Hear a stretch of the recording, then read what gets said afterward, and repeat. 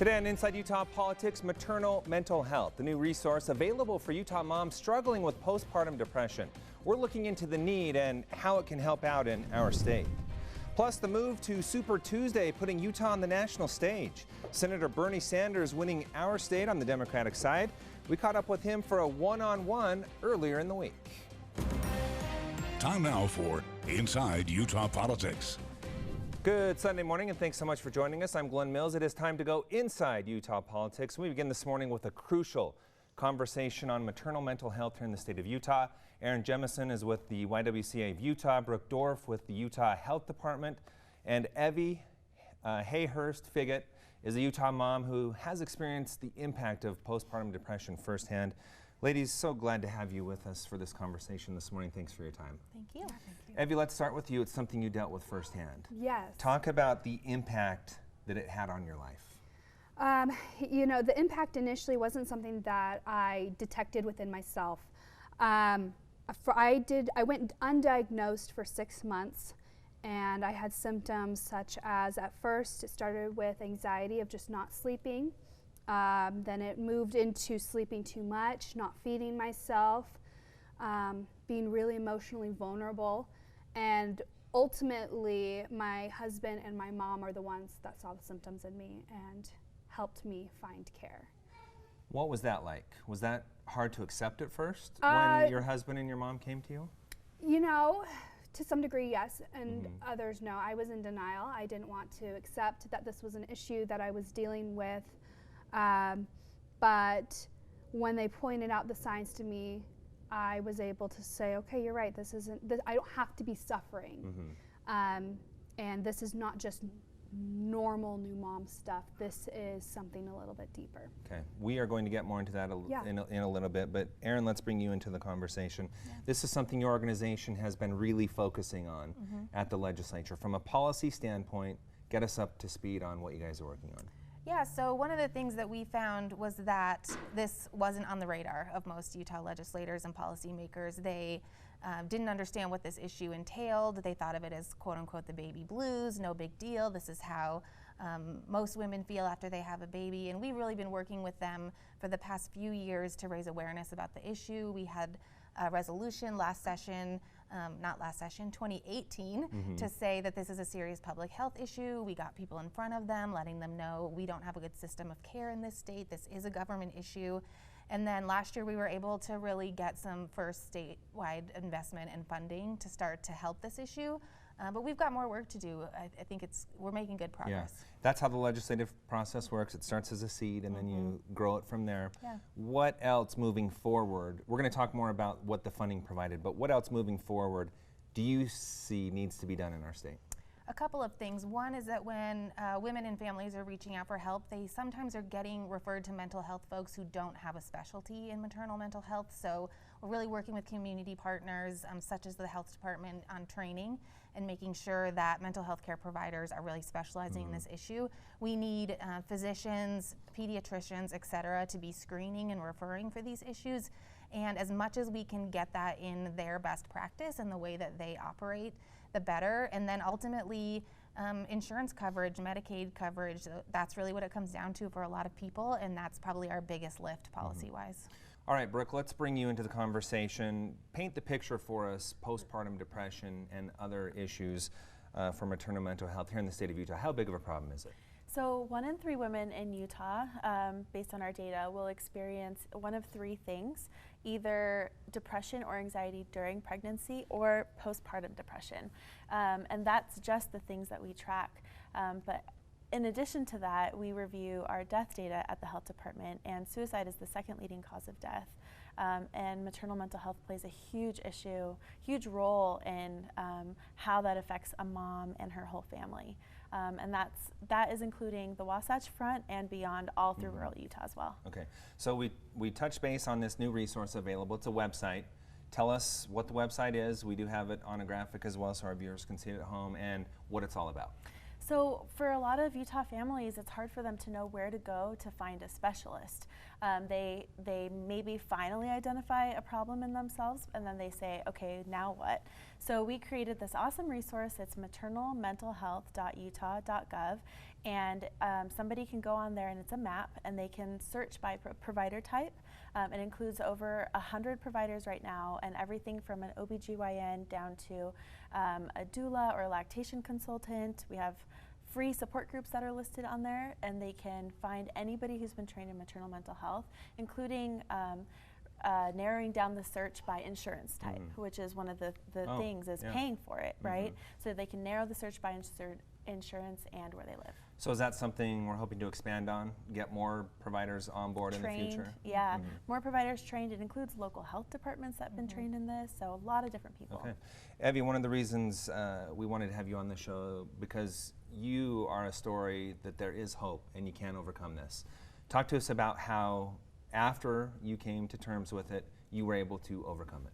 So after my husband and I, we went in to see a psychiatrist, was our first step. And we decided as a group that our best first thing would to get me on medication until I could balance out. And we developed a plan, and I was able to stabilize and be happy and fulfilled and enjoyed, you know, the rest of that first year of motherhood. And I really healed in the coming years, and the work kept going. And we developed a plan prior to my second pregnancy and said, we will only have a second baby if we feel like it's something that I can mentally handle. And you came to the conclusion that yes, it is something I can handle. So I now have a healthy, beautiful 9-month-old baby. And she, through my pregnancy, every now and then, I'll admit, those feelings still are there. And even postpartum, I still experienced symptoms. However, this time around, I was able to know, we had me on Zoloft at 32 weeks, knowing that I was at risk, and I was checking in with my psychiatrist regularly, and I was able to get help, like what we're trying to do with this website. That's so important, because women need to be able to feel empowered to seek help, and through help like that, I was able to have a more successful postpartum. So you still had some of the issues, but you're able to manage it better the second time. Absolutely, yes. Erin, an important message here. A lot of women, when they're going through this type of situation, probably feel alone. And they should know that other women go through this as well. I think that's huge, that isolation and even shame that comes with it, even though we know they have nothing to be ashamed of. I think there's a lot of cultural pressure around new motherhood and what those expectations are. And so if we can get the message out there that this is actually quite common and that there is help and there are resources out there, that's really our goal. Brooke, I also heard another really crucial part of this story, in that her husband and her mother had to come to her and say, this is what we're noticing. What's your message to people who may be seeing something like that in their loved one? It's okay to say something, that it's okay to speak up and address your partner and say, hey, I see that you're acting differently than before. Again, moms don't have to feel like that all the time, but sometimes they feel like they can't speak up. So partners, families, community members, often we hear from moms, oh, my best friend saw this in me. She noticed she wouldn't let me come over, or she wouldn't let me hold the baby, or whatever. But it's okay to speak up and say something, because in the end, in the long run, you're going to be helping everybody. Okay, we have about 30 seconds left. Evie, we'll give that to you. What's your message to someone who may be watching this and feeling down and blue? My message is to seek help. Even if you think, oh, this might be baby blues, it's better to speak to a professional and have them help you assess whether or not this is branching into something more serious, because it should be taken seriously. And it is okay, and there are resources, no matter your income level, no matter your demographic, no matter where you are at in life.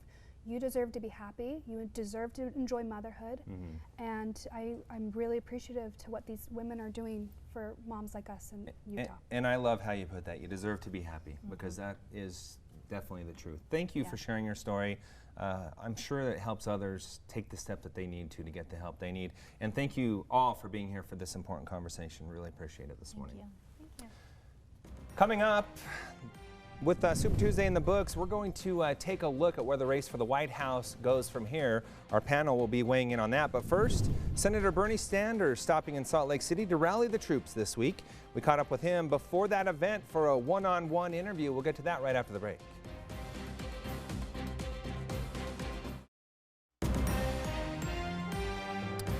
Utah had a place on the national stage this year with the move to Super Tuesday.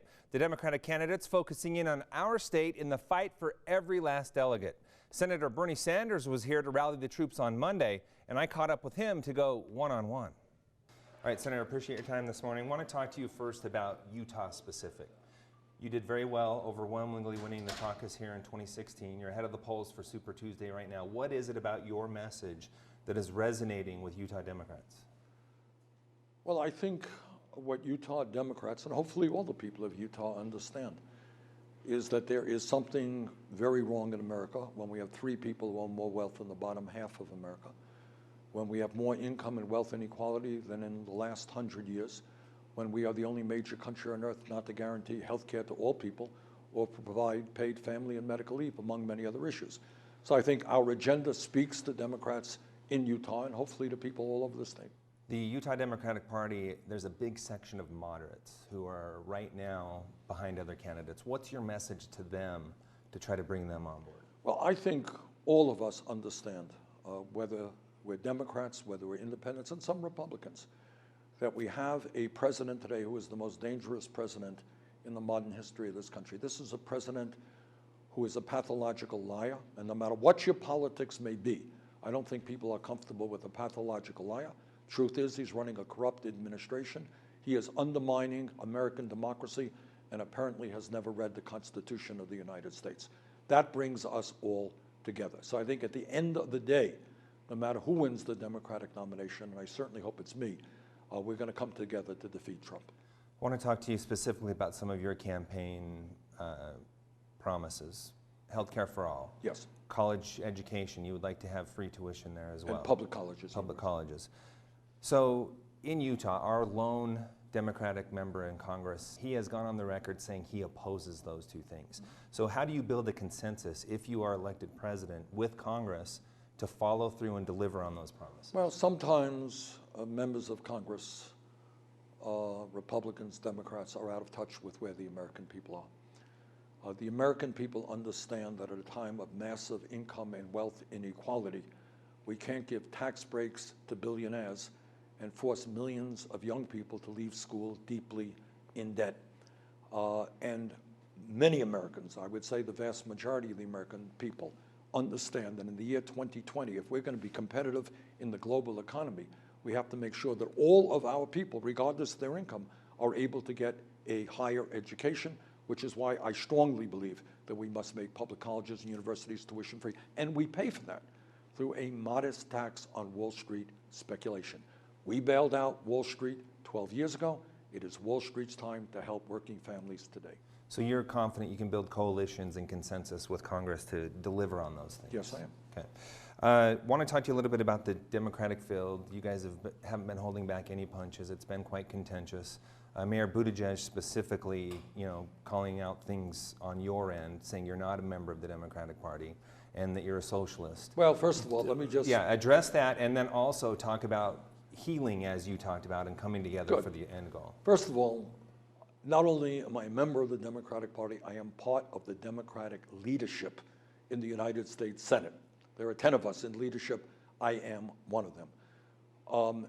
Second of all, the way you bring people together is to develop an agenda that works for the overwhelming majority of the American people and not just the people on top. And when you bring people together, let me give you an example. You have a very conservative senator here named Mike Lee. Mike and I crossed party divisions to work together so that for the very first time in the history of this country, we utilized the War Powers Act to win a vote in the Senate to get the United States out of the horrific war in Yemen. Conservative Republican, a progressive Democrat work together. That's how you bring people together. Still to come, Super Tuesday was a defining moment in shaping the race for president. Our panel will weigh in after the break.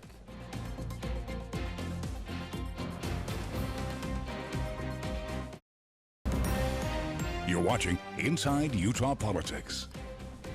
Time now to break down some of the big stories of the week with the Inside Utah Politics panel. This week we have State Auditor John Dougal and former Salt Lake City Councilman Charlie Luke. Gentlemen, great to have you with us. Thanks for being here. Great to be here. The big story of the week was Super Tuesday. Charlie, let's start with you. You could also call it Turnaround Tuesday. It really defined the race. I mean, this was the craziest primary that I've seen, but I think it's probably the biggest comeback in American political history. But I think that I don't think we can attribute all of it to Joe Biden being Joe Biden. I think that what we're seeing is that there are a majority of people who are considered the establishment of the party really concerned about a Bernie Sanders candidacy and the chances of actually winning against Trump in November with Bernie is at the top of the ticket. I think that Joe Biden, and I like Joe Biden, but I think Joe Biden won in spite of Joe Biden yesterday, and that's what is the most remarkable. Wow, what an endorsement. We're going to get more into that in just a little bit, but John, I want to bring you in. President Trump overwhelmingly taking the state of Utah with 88% of the vote. We know he struggled in Utah back in 2016. Do you take this as a sign as he has won over some of the Republicans who struggled with him? He's won over a lot more Republicans than he did 4 years ago. They're seeing some good things that he's done. I was visiting with a man that I ran into on Monday, and he was talking about how many folks are just dumping on the president. It's unfair. And so you're seeing more and more of those Utahns, especially Republican Utahns, leaning towards the president and supporting him. Let's talk a little bit about early voting. Yeah. We had that here in the state of Utah. Some Democrats cast their votes for candidates who were no longer in the race when it came around. Did early voting impact Super Tuesday, especially for Joe Biden? Absolutely. Absolutely. And I think especially in Utah, where you see how well Sanders did, and Sanders has always done well in Utah. His Utah team was great in 2016. They've been working really hard this year as well, and so yeah, I mean I think those who voted early wouldn't have voted for Buttigieg, wouldn't have voted for Amy Klobuchar, and probably would have supported Biden. What about even with the Bloomberg matchup, where Utah Democrats who voted early didn't necessarily see the momentum that Joe Biden was getting out of South Carolina? Do you think some of the Bloomberg supporters might have gone for Biden as well? Sure. I mean, I think if anyone could have forecast Super Tuesday, I think there would have been a lot of people voting differently. John, you have a solution for this that you'd like to talk about real quick. Well, I think ranked choice voting is one of those things that says, hey, if you voted early and your candidate drops out, hey, your vote can roll to your second or third choice. And I think that would have had a benefit, and I think there's going to be Democrats, not just in Utah, but across the nation saying, maybe we need to put something like that in place to make sure if you vote early and your candidate drops out, your vote gets counted for somebody else, your second choice. And we did see a few local municipalities try that in Utah recently, so we'll see if that gains momentum moving forward. I want to get back to this idea. We have two candidates on the Democratic side who represent two different ideologies. Yeah. What do you make of that assessment as this race moves forward? One ideology won yesterday, the other did not. The ideology that we need, the Democratic Party is far more moderate nationally than I think we give them credit for. That is the ideology that won out. Bernie's revolution did not happen. Whether it was young voters not turning out, whether it was Latino voters not turning out in some of the states other than California, that I think that's really the big takeaway. Bernie, I'm going to take issue with part of that. I think the two issues, the two lanes, are Bernie and anti-Bernie. The Democrats aren't just concerned with Bernie head-to-head with Trump. They're also concerned with down ticket. When they have Bernie at the top of the ticket preaching socialism, it makes a bunch of their folks, especially on the fence, very nervous about being on the same ticket with him. We saw this in 2016, though. Bernie supporters are very loyal. In 2016, when he did not win the nomination, they didn't show up in November. They didn't show up. So how does this divide potentially play out? Well, I think President Trump, if you look at his tweets, he's clearly trying to divide it by acting about Bernie being poor and picked on, and that the Democrats are going to steal the nomination again. All this stuff. The reality, though, I think John's absolutely right on the down ticket. The concerns about down ticket voting, that is a big concern. The real winner of Tuesday was Jim Clyburn. I think that understanding the traditional base of the Democratic Party is critical. The African American vote is something that you have to have if you are going to be the candidate. Bernie has never done well with the African American vote. He can hope for youth vote. He can hope for Latino votes. But when you look at the results yesterday, It was a clear command of the African-American vote that got Joe Biden where he is now. John, as this divide plays out, does that benefit Republicans? Oh, absolutely. How so? The more they fight between themselves, I think it helps the Republicans. And if Bernie is the one that comes out at the end of the day, I think that basically says Trump's going to win. Okay, let's delve into that a little bit more. The potential matchups in November, a Trump versus Biden versus a Trump versus Sanders. As a Republican, which one of those two would you rather see? I think you might have just answered that. I just answered it. I think Bernie versus Trump, Trump wins. Okay, what about Biden versus Trump? It's a harder race. I think Trump still has a solid message he can run on, and it would be a close race. I think he still has the advantage there, but if it's Bernie versus Trump, you know, Bernie gets his clock claimed. Okay, we hit on this a little bit earlier. Utahns who struggle with the president, would they maybe cross party lines and vote for Biden? Some will, and many won't. I think you're getting more and more Republican support for the president. I don't think you can count on that. I think the recent Utah polling for the president shows that Republicans, even if they don't like the president, are fine ignoring a lot of the other stuff. What about independents in Utah? Independents in Utah, I mean, I think that you know, would have an easier time, in my opinion, voting for Joe Biden over Bernie Sanders. But you know, I do think that any Democrat who's saying that any candidate is going to defeat the president, I don't necessarily agree with that. I think that Trump is going to be a very, very difficult candidate in 2020. I do believe that Joe Biden has the best shot to do that, and I think that it is the establishment coalescing behind him that leads me to believe that. Do you see President Trump winning either of those two scenarios in November?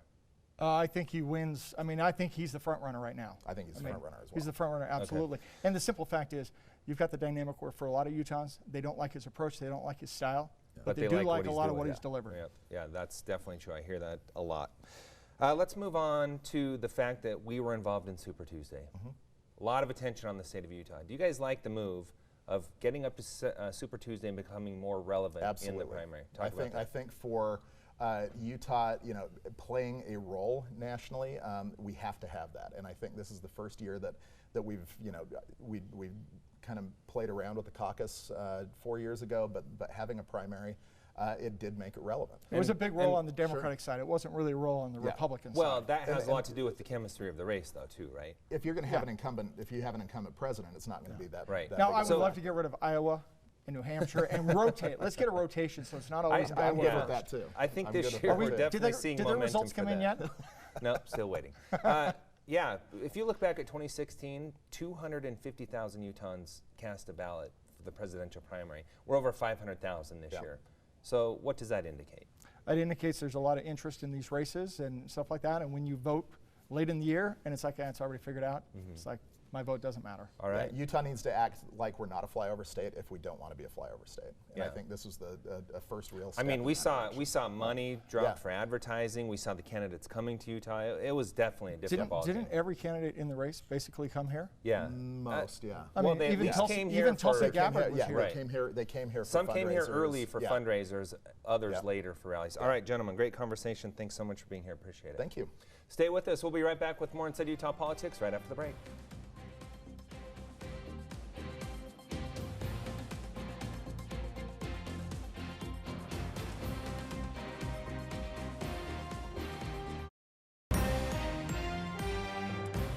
We leave you now with a look at what's on the radar in the world of politics. The legislative session comes to an end this week. The final day is Thursday, March 12th. Caucus night for Utah Republicans and Democrats is Tuesday, March 24th. State conventions are set for Saturday, April 25th. And then the state primary election is Tuesday, June 30th. Make sure to connect with me on social media. I'd like to know what you think of this show and other issues that are important to you. You can email me at InsideUtahPolitics@abc4.com. You can also follow me on Twitter and Facebook. Just log on and search Glenn Mills ABC4. Thanks so much for making us part of your Sunday morning. We hope to see you again next week as we go inside Utah politics.